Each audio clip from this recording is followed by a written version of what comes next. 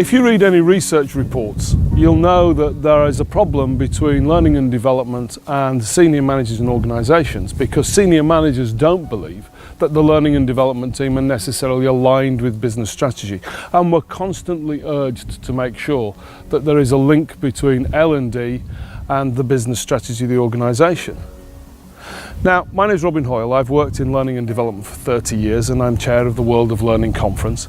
I'm also a writer of a couple of books and I work around learning innovation for large organisations. So why do I think that there's a problem between this disconnect between what learning and development are doing and the organisational strategy that people are supposed to be working towards? And why on earth am I telling you about this from my garden in the South Pennines in West Yorkshire? Well, I think there is a link, albeit a tenuous one perhaps. And that link is that when I'm planning a garden, when I'm growing fruit and vegetables in my garden, I think about what I've got to work with. I think about the fact that we get an awful lot of weather, that the soil is not particularly good, and that there are only certain things will grow here. But the things that grow here really well. So I can grow cabbages, and I can protect those cabbages a little bit from the slugs and from the chickens and from the caterpillars who seem to think that I've given them an all-you-can-eat salad bar. But in actual fact, I can't grow some things that I might want to. And if I were to say to you that I'm going to become self-sufficient in bananas over the course of the next year, you'd think I was, well, bananas. And frankly, I would be. Because I cannot grow the things that I can't grow with the resources that I have available. And yet organisational strategy sometimes seems to be defined by things that are more aspirational than reality. We don't necessarily think about what it is that the organisation can do as well as what it should do. And I think that's the fundamental problem. This might be a useful point to start defining what we mean by strategy. And it's a much used and I would say abused term within organisations. I mean, sometimes I speak to people, in fact I had a conversation with somebody I was working with recently and they said, in our organisation, strategic means the thing that the boss is really interested in. Now that doesn't really cut it as a strategy that we can help to define how we go ahead with our learning and development interventions, does it? Difficult to align to that. But there are actually clear definitions of what we mean by strategy, and there are two that I think are germane to our conversation. The first is that strategy is a plan to achieve a desired end state. So let's break that down into its two component parts. The first is we need to know what that desired end state is. What do we want to achieve? Where are we headed? How will we know when we've got there? What does good look like? And then we have a plan to achieve it. Seems pretty straightforward, doesn't it, really? However, there's another definition of strategy which is slightly more complicated perhaps, and that is the art and science of effectively and efficiently using available resources. Now, maybe we need to think a little bit about what efficient and effective means. So efficient, doing things right, and effective, doing the right things. So we can see there that the second definition encompasses that idea of the clear destination. A plan to achieve a clear destination defines what we mean by effective when we're talking about the art and science of using resources efficiently and effectively. And it seems to me there are a couple of challenges here. The first is that very infrequently do organisations properly articulate what that strategic goal is, that desired end state. And then the idea of defining how resources will be used is not necessarily taken that seriously. There's just an assumption that we're going to get there somehow. And one of the problems is that a strategy which doesn't really take account of those resources is not a strategy at all. So what's going wrong?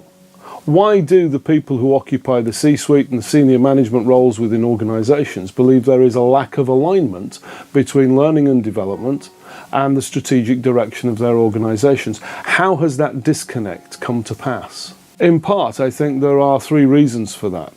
The first is that there are very often holes in the way in which that strategic direction has been communicated, if indeed it is capable of being articulated at all. Very rarely do I find that organisations across the board and the individual functions understand completely exactly the direction of travel which the organisation is placed on. So there's some kind of communication issue there at its heart, which is about the clear articulation of what strategy is. The second is, by saying that learning and development are not aligned, then if effectively, particularly if we're talking about an in-house function, people who work for the same organisation within learning and development roles, then what we're saying is that the senior management don't somehow believe that they have a responsibility for learning and development, that somehow it's somebody else's job to develop the people within the business. That seems to me a very odd state of affairs. And the third thing is that in reality what we see very frequently is that the organisation doesn't really understand the people skills piece. Not only do they not see it as part of their role, but they don't really think that it is part of the strategic thinking. Strategic planning doesn't necessarily need to think about the development of people and the skills that they need to execute the plans that they have put together. And that seems to me to be a fairly significant gap in management and executive thinking. Now, before it seems that I'm an apologist for all learning and development departments, I should say that there are many learning and development teams who, quite frankly, don't measure the right things. They're not necessarily focused on the capability of the organisation. In fact, they have either been encouraged or allowed to get away with measuring course completions rather than capability. They've been able to focus exclusively on participants and not focus on performance. That seems to me to be a major gap in their thinking as well, which is, what is it that the organisation is really interested in achieving by having a learning and development function or buying in some learning and development services? And it seems to me that the number of people in a number of hotel rooms up and down the country being talked at by people with a PowerPoint deck is not a sufficient measure to say that the organisation and the learning and development team within it are working towards the overall strategic goals which the business has set. To progress, I think we need to broaden our understanding of what strategy is in an organisation. And I think we need to adopt people-focused strategy cycles. In other words, we need to think about strategy from the perspective of the people within the business and from the way in which we utilise the human resources as well as the physical resources that we have at our disposal. So we've defined our strategy, we've defined the end state that we wish to achieve, the goal, the destination, and we've also started to talk about a plan for the efficient and effective use of our resources, including people. Our second stage then might be that we find we have a gap in those resources. We might need to recruit some people. Either we need to employ them or we need to buy in some services from some other organisation. But if we want those resources to be truly ours, they need to work within the context of our organisational culture, and they also need to be deployed in a way which matches what we're really good at, what differentiates us. So we're going to want to develop those so that we don't just do what anybody else can do by hiring people with the right MBAs and the right qualifications off the street, but that we actually seek to mesh those individuals together, to meld them into a group who works in a way which is unique to us and provides us with that differentiation. We need to develop their skills, and we need to carry on developing their skills because things change. And once we've developed those skills to a base level, at least we have a defined capability amongst the human resources within our organisation. And any strategy which is not based on understanding what resources we have available, what capability we have within the people, isn't really a strategy at all. So it's absolutely vital that that cycle goes all the way round, that the capability piece informs the strategy, informs who we need to recruit next and what skills we still lack and we need to develop, and then once we've built that capability, how that affects and amends the strategy, at least the plan piece about the way we efficiently and effectively use our resources. I think every organisation needs a performance director. It's not my idea, I stole it from the British cycling team who didn't seem to use it anymore. And the idea of that performance director is that they are part of the board, they're a senior management colleague of everybody else in the C-suite, and they're not the person who's responsible normally for HR, L&D or organisational development. What they are is the person who employs the most people within the business. So if that's a hospital, it might be the head of nursing or the director of medical services. If that's a production facility, they might be the head of manufacturing. If that's in the logistics business, they might be the head of the supply chain. They might be responsible for sales and marketing. Wherever you have the most people in your organisation at the sharp end, actually doing the work which the business needs to be done, that's the person who I want to be the performance director. And that performance director has two specific jobs. The first is that they're going to be overall accountable for the work that L&D does in developing capability and ensuring that the employees of the organisation are able to do those things which need to be done in order to fulfil the strategy. And the second job, and I think the most important part of that role, is to inform the rest of the board who are making strategy what it is that the organisation is able to do, what capability resources they actually have at their disposal. Not just to do things well, but to do things that they can do better than any other organisation.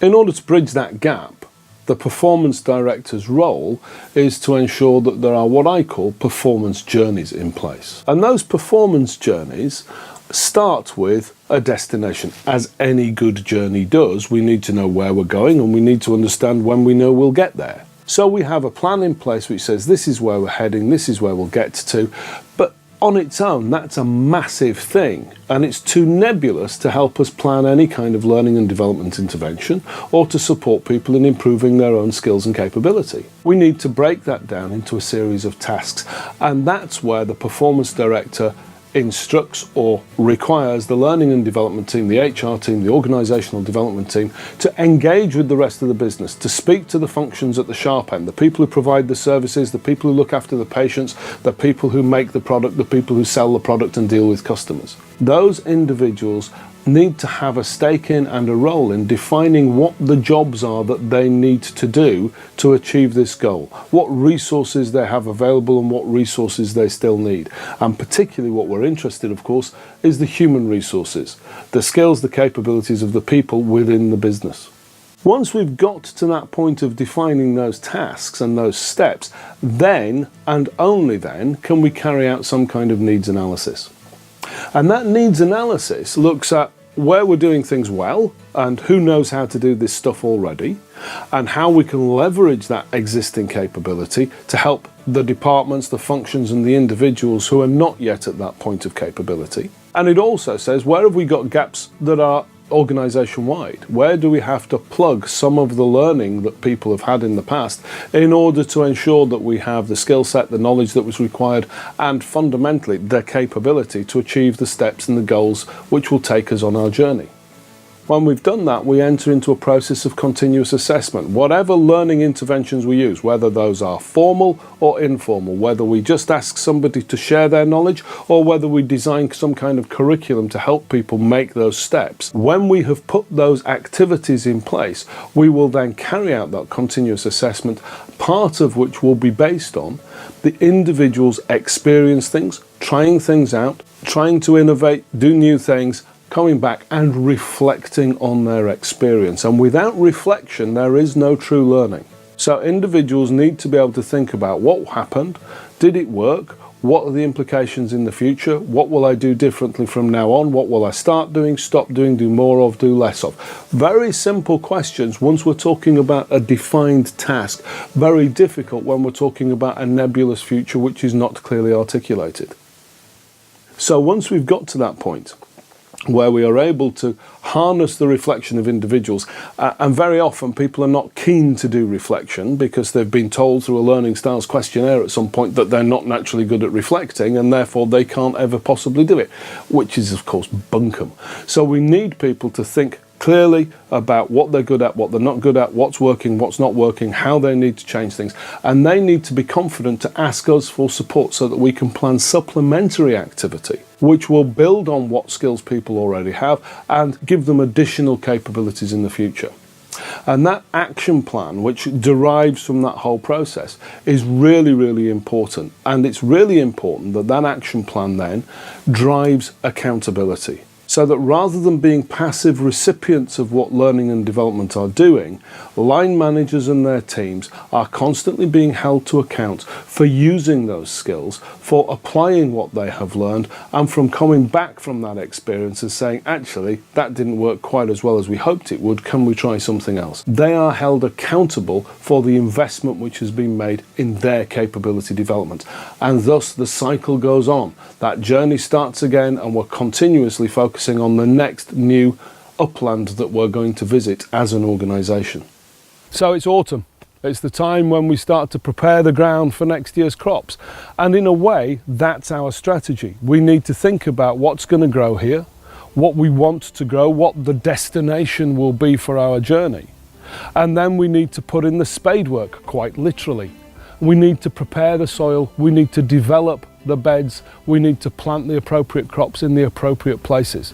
And sometimes we can do that by enriching all what we've got. Sometimes we need to buy things in, and sometimes we might need a little bit of external help with that.